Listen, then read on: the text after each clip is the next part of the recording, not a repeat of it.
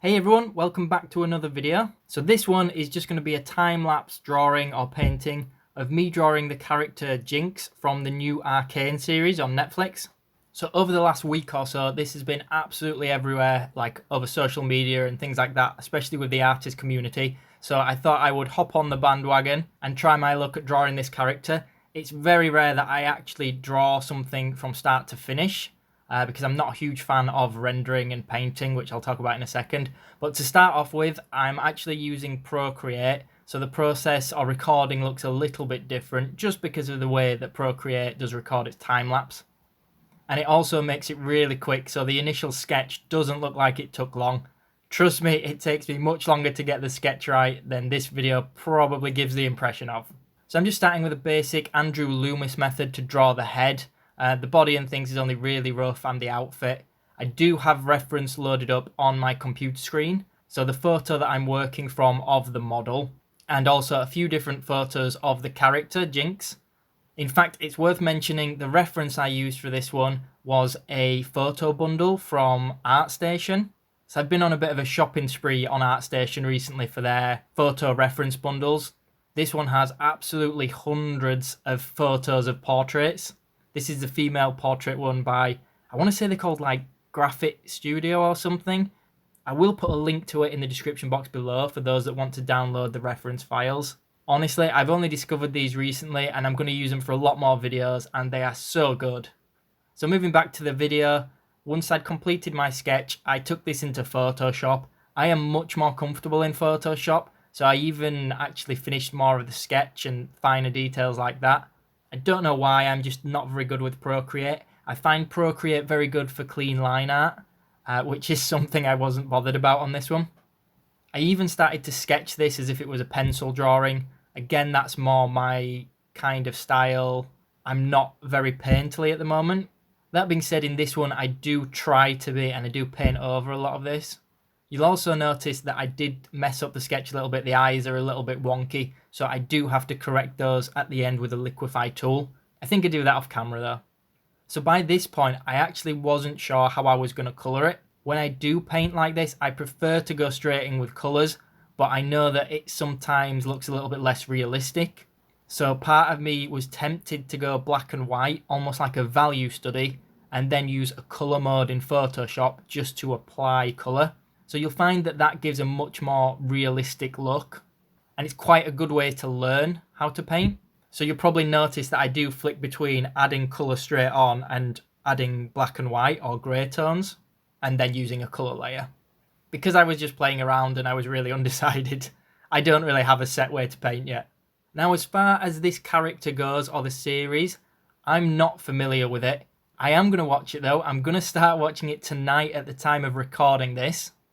And I'm pretty excited about it, but I do know that this character is from League of Legends, the video game, and that this has been made into a TV series now on Netflix.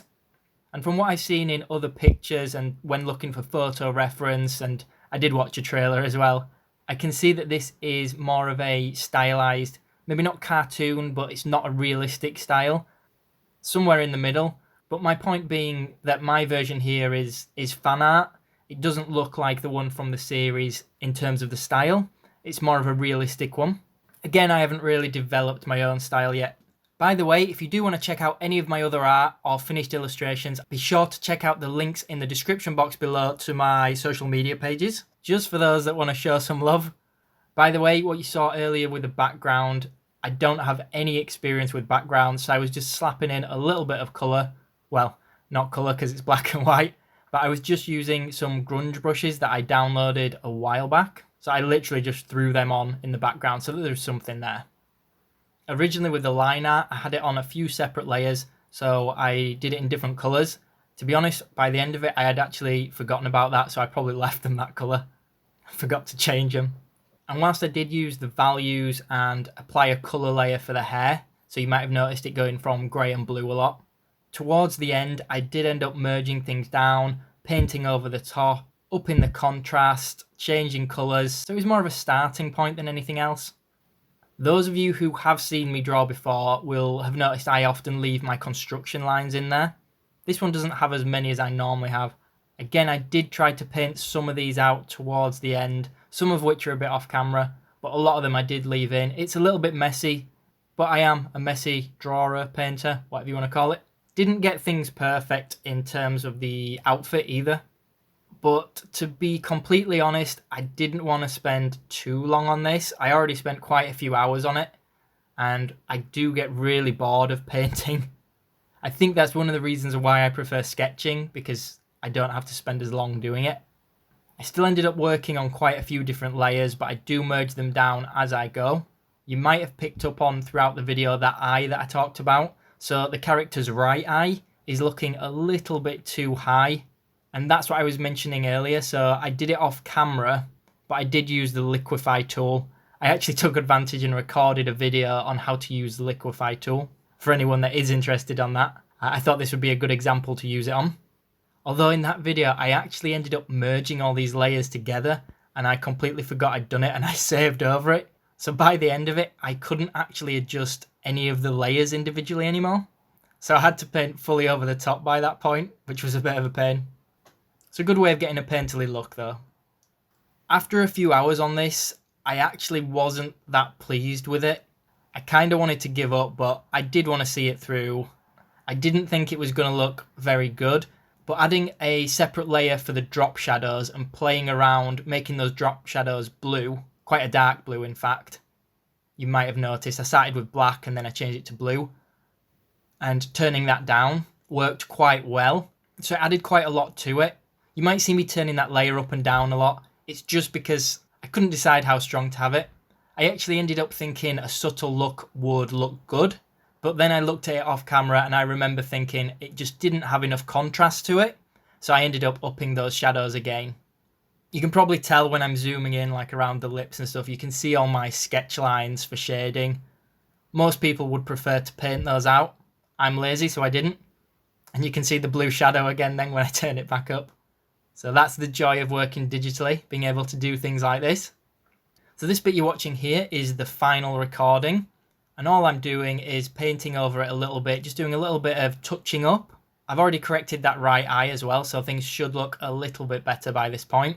I did a pretty poor job in certain areas like the neck, I'm not going to lie, and some of the shadows did look quite mucky, which is not a good thing, but I wanted them to look cold in colour. And last of all, I went in with a reflection light, or bounce light, whatever you want to call it, using quite a powerful colour, let's call it. It's quite a strong colour. I'm not sure why I went for this. I feel like I've seen other pictures of her where people have used this sort of strong pink neon colour, but for some reason it just worked well. So I added this on to the areas where there was a lot of darker shadow. I called it bounce light, but I guess really it's more of a secondary light source, because I'm not sure what would bounce that colour and strength of light back at someone. But I was really surprised by how much that actually added to the piece. So there it is, guys. That's pretty much it finished now. I hope you guys enjoyed this video. I don't do too many like this. So if you want to see more of my illustrations or paintings, make sure that you follow me on social media. So I'll put the links in the description box below. Aside from that, leave me a comment. Let me know what you think to this. Let me know what you guys want to see next. Smash that thumbs up button, and of course subscribe and turn notifications on for future content. Thanks for watching, everyone.